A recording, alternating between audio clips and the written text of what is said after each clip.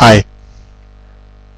Today I'm going to try to actually make some bullshitting on YouTube as everybody else does, basically. I've noticed that there are many guys who like to sit like that behind their web camera, and now I have one, and say something they think is actual, they think is smart, or whatever. So, okay, I'm the guy who thinks that the bullshit I'm going to provide now is sort of smart. Okay. So, as I've now graduated from university with a degree in sociology, not a good graduation, but okay, I can say that YouTube features a number of discourses. Discourses are actually points of view discussed and issues which are deemed important and thus discussed by many people. And, well, the most interesting ones for me were the position of American black people and different intolerance matters such as hatred to religious groups, ethnic minorities, etc., etc. So, guys, I don't want to say that you're all wrong or that it's not true or whatever, but I think that basically the discourse about American black in the United States is most strongly supported by the American blacks, because from what I've seen, the so-called bad white guys who actually maybe expressing ideas of hatred towards black people, most of them don't seem to be active anymore. They're old, usually, and their hatred is sort of a custom.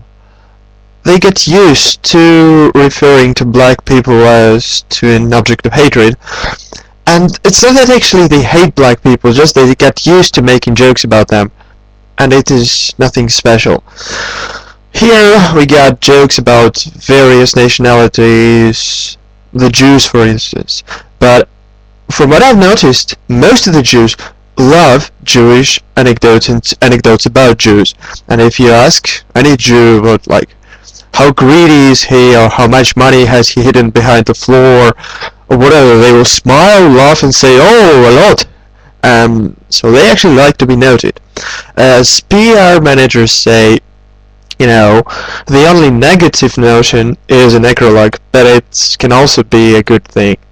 So basically, I don't understand why is the American ethnic dispute actually a conflict.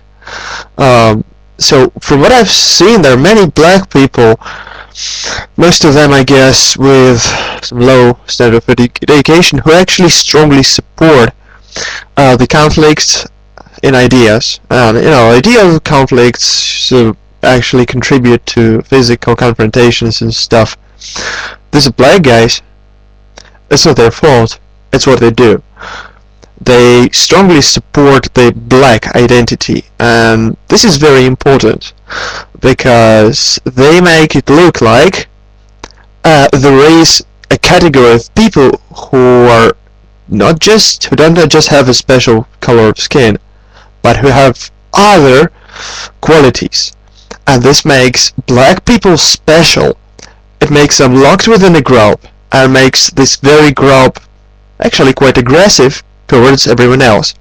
And this is how any conflict is born, because what Hitler had to do, he had to say that Germans are one closed-in group, Jews are another closed-in group, the Slavs, whatever enemies Germany could find were other closed-in groups.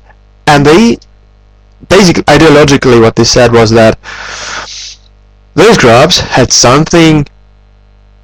differences, they had different demands, and that they were actually enemies. And determining the enemy is the first step towards a world war. From what I've seen, American blacks actually strongly support their image as a closing group, and this is a first and most important step to disintegration, because an integrated society, as I said, is not formed of those goddamn closed-in groups of people who hate each other. This is a disintegrated society, and this is what's going on in Russia nowadays. And basically, you guys are right, the whites made the first step, as the similar process is now taking place in our country. That is, of course, the Russian skinhead discourse. And, guys, Russian skinheads, if you understand me, that's okay. I actually respect your ideas, and I don't wish to say that you're all wrong.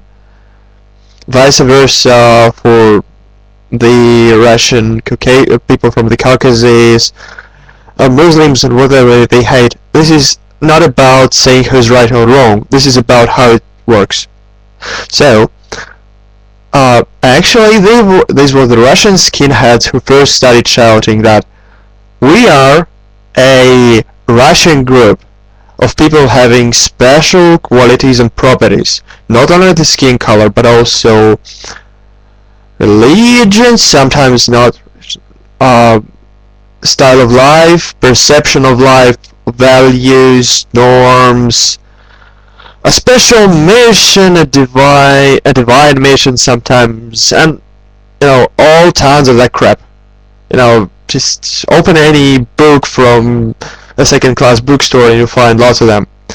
So, sociologically, what they said, they locked themselves within a group, and they made it hostile towards others, towards the people from the Caucasus, towards Muslims, Jews, the very few Russian black people and stuff. And now, this is how it works.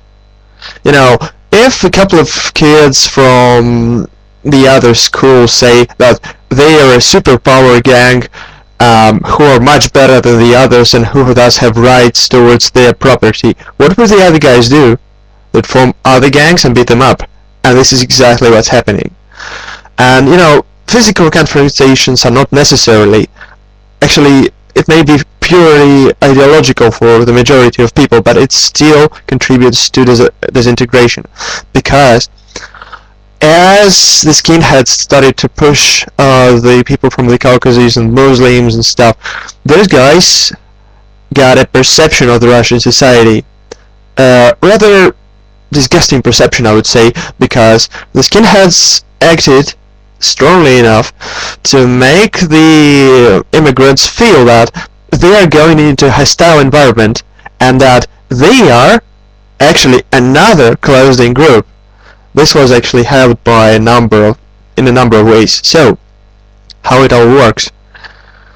Now we have actually a closed-in group of sort of National Socialist activists, other closed-in groups which are strongly against the immigrants, and the immigrants themselves are now also closing such groups and becoming hostile towards everyone else.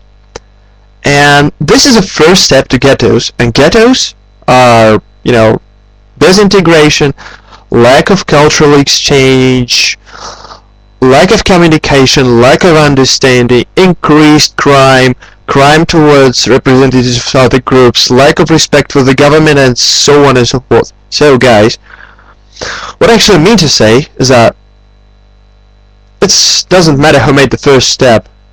People must interact, they must talk, exchange cultures, exchange traditions, learn from each other. It doesn't mean that everyone has to become Muslim or Christian or something mixed. It's that you have to share and respect.